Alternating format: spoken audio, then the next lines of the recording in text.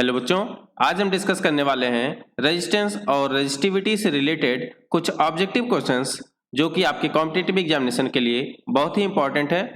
तो शुरू करने से पहले अगर आपने चैनल सब्सक्राइब नहीं किया है तो अभी कर लें। तो आज का पहला क्वेश्चन है बच्चों, material which easily allow the passage of electric current are known as insulator, conductor, dielectric, semiconductor. तो बच्चों कौन सा मटेरियल है जो इलेक्ट्रिक करंट को आसानी से फ्लो करने देता है, जाने देता है, तो हम कहते हैं कि वो कौन होता है? कंडक्टर्स होते हैं। ठीक है, आप बचपन से पढ़ते आ रहे हैं कि कंडक्टर हमारे इलेक्ट्रिसिटी को कंडक्ट करते हैं, यानी इजिली फ्लो करने देते हैं। तो आप इलेक्ट्रिक करंट को एक कंडक्टर से भेजेंगे तो आसानी से जाएगा, वहीं इंसुलेटर से अगर भेज देंगे या डाइलेक्ट्रिक कह लीजिए तो फ्लो नहीं होगा, और सेमीकंडक्टर से थोड़ा कम फ्लो होगा। ठीक है, तो सबसे आसानी से बात कर रहा है तो कंडक्टर से। नेक्स्ट क्वेश्चन है, a wire of length 2 meter and another wire of length 5 meter are made up of same material and have the same area of cross section, which wire has higher resistance. तो बच्चों resistance का formula होता है R equals to rho L upon A. Rho क्या होता है? Resistivity of material, length of material होता है आपका एल, और ए होता है उसका क्रॉस सेक्शनल एरिया। अब रो जो होता है बच्चों, रेजिस्टिविटी, ये मटेरियल की प्रॉपर्टी होती है, यानी कॉपर का अलग, एल्युमिनियम का अलग, है ना, हर मटेरियल का अलग अलग रेजिस्टिविटी होगा। और लेंथ की बात कर लें तो देखिए यहाँ क्वेश्चन में गिवन था कि एक आपका 2 मीटर का है, एक 5 मीटर का है, और सेम मटेरियल का बना है। सेम मटेरियल का मतलब बच्चों हो गया दोनों के लिए रो की वैल्यू कैसी है? सेम है। तो रो तो यहाँ पे कांस्टेंट हो गया, और क्या दिया है? And have same cross section area. Cross section area भी आपका सेम है, तो हम कहेंगे रेजिस्टेंस जो होगा डायरेक्टली प्रोपोर्शनल टू हो जाएगा लेंथ के। तो जिसका लेंथ ज्यादा उसका रेजिस्टेंस ज्यादा हो जाएगा। ठीक, तो लेंथ किसका ज्यादा है? 5 मीटर एक है और एक है 2 मीटर। तो इसका मतलब बच्चों जिसका लेंथ 5 मीटर है उसका रेजिस्टेंस ज्यादा हो जाएगा। तो the wire 5 meter has higher resistance. Answer हो जाएगा इसका सी, क्योंकि इसका लेंथ ज्यादा है। अगला क्वेश्चन है, a wire having an area of cross section 10 square meter and another wire having an area of cross section 15 square meter. तो बच्चों एक का है एरिया 10 और A2 एरिया जो है वो है 15, हैव सेम लेंथ, यहाँ पे लेंथ देखिए सेम दिया है, and are made up of the same material. Same material से बने हैं, सेम लेंथ के हैं, तो पूछा है रेजिस्टेंस कितना होगा। अब बच्चों R इक्वल टू होता है रो एल अपॉन ए। अब इसमें देखिए क्या चीजें कांस्टेंट हो जाएंगी, मटेरियल सेम है, इसका मतलब रो की वैल्यू हो गई, और सेम लेंथ है यानी L की वैल्यू भी सेम हो गई। तो रेजिस्टेंस जो आया यहाँ पे आया इनवर्सली प्रोपोर्शनल टू A हमें बताना है, यानी जिसका एरिया आपका कम होगा उसका रेजिस्टेंस ज्यादा हो जाएगा। इनवर्स में यही रिलेशन होता है। तो पूछा है कि रेजिस्टेंस किसका ज्यादा होगा, तो रेजिस्टेंस उसका ज्यादा होगा जिसका एरिया ऑफ क्रॉस सेक्शन कम होगा। अब कम वाला कौन सा बच्चों? 10 स्क्वायर मीटर वाला एरिया कम है, तो इसका रेजिस्टेंस ज्यादा हो जाएगा। तो इसका आंसर हो जाएगा the 10 square meter wire has higher resistance. ठीक है, अगला क्वेश्चन है, which of the following statement are true with regards to resistance। पहला ऑप्शन है resistance is directly proportional to the length of the wire. तो बच्चों अभी हमने देखा कि R इक्वल्स टू होता है रो एल अपॉन ए। तो पहला स्टेटमेंट बिल्कुल सही लिखा है कि R जो होता है वो L के डायरेक्टली प्रोपोर्शनल होता है।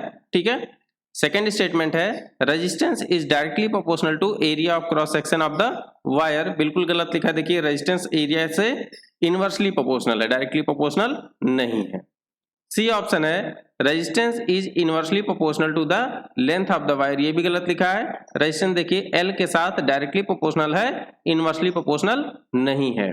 चौथा ऑप्शन है resistance is inversely proportional to the resistivity of the wire. तो बच्चों रेजिस्टिविटी के साथ भी हमारा रेजिस्टेंस कैसा होता है? डायरेक्टली प्रोपोर्शनल होता है। तो हम कहेंगे ये भी गलत हो गया, तो आंसर हो गया आपका ए। अगला क्वेश्चन है, a wire has the same resistance as the one given in figure, calculate its resistivity if the length of the wire is 10 meter and area of cross section is 2 meter square। ठीक है, अब देखिए एक resistance दिया है यहाँ पे, और यहाँ सर्किट में वोल्टेज और करंट दे दिया है। पूछा है कि इसका रेजिस्टिविटी कितना होगा। तो बच्चों इस सर्किट से अगर हम लोग R की वैल्यू फाइंड करें तो R इक्वल टू हो जाएगा V अपॉन I। V की वैल्यू है 200, I की वैल्यू है 5, यानी यह हो जाएगा 40 ओम। तो इसका रेजिस्टेंस तो पता चल गया 40 ओम का है। अब हम फॉर्मूला लगा दें R equal to rho L upon A। हमें पता क्या करना है, रो पता करना है। तो रो की क्या वैल्यू हो जाएगी, R into A upon L। अब R की वैल्यू देखिए यहाँ से आ गई 40, एरिया आपका गिवन है बच्चों 2 और L की वैल्यू है 10। ठीक है, तो ये 0 0 कट गया, यानी रो की वैल्यू आ गई 8। अब 8 आ गई तो इसका आंसर हो गया B। ठीक है, देखिए यहाँ पे 8 किलो ओम मीटर लिखा, यहाँ 8 ओम मीटर लिखा बच्चों। तो इसकी यूनिट का ध्यान रखिएगा। देखिए यूनिट कैसे निकालेंगे रो की, रो का मतलब है RA अपॉन L है। ठीक है, अब देखिए रो की यूनिट कैसे हो जाएगी, R की यूनिट होती है ओम, एरिया की यूनिट होती है मीटर स्क्वायर और लेंथ की यूनिट होती है मीटर। तो यहाँ से देखिए 1 मीटर कट जाएगा, तो इसकी यूनिट क्या बचेगी बच्चों, ओम इंटू मीटर, यानी रेजिस्टिविटी का जो यूनिट होता है वो होता है ओम मीटर। ठीक है, ध्यान दीजिएगा, इसको याद रखिएगा, क्वेश्चन पूछा जाता है अक्सर। अगला क्वेश्चन है which among the following is unit of resistivity. ये लीजिए तुरंत क्वेश्चन आ गया कि रेजिस्टिविटी की यूनिट क्या है, तो हमने बताया अभी बच्चों ओम इंटू मीटर, यानी आंसर सी हो जाएगा। अगला क्वेश्चन है what is the resistivity of copper. अब कॉपर की रेजिस्टिविटी बच्चों आपको याद तो होगी नहीं, है ना, फैक्ट बेस्ड क्वेश्चन है ये। तो इसकी रेजिस्टिविटी होती है 1.68 इंटू 10 पावर माइनस 8 ओम मीटर। ठीक है, रेजिस्टिविटी की बात की तो बहुत कम होता है ना, कॉपर अच्छा कंडक्टर है तो उसकी रेजिस्टिविटी कम होगी। ठीक है, तो देखिए बहुत ही कम होती है 1.68 इंटू 10 पावर माइनस 8 ओम मीटर। ठीक, अराउंड 20 डिग्री सेल्सियस पे डेटा है। टेम्परेचर के साथ रेजिस्टिविटी चेंज हो जाती है। ठीक है, तो ये जो डेटा है आपका ये 20 डिग्री सेल्सियस। अगला क्वेश्चन है calculate the ratio of the resistivity of two wire having same length.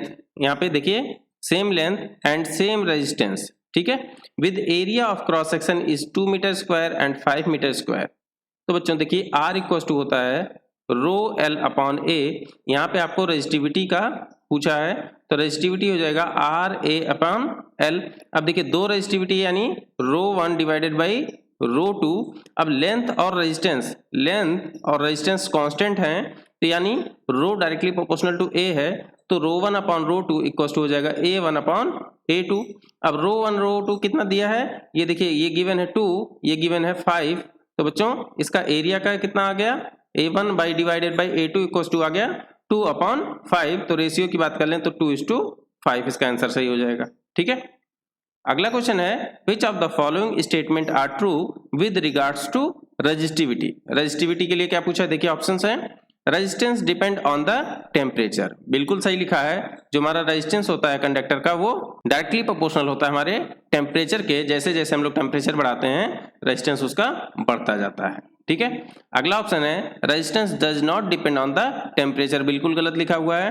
Resistivity depend on the length. बच्चों रेजिस्टिविटी आपका लेंथ पे डिपेंड नहीं करेगी, है ना।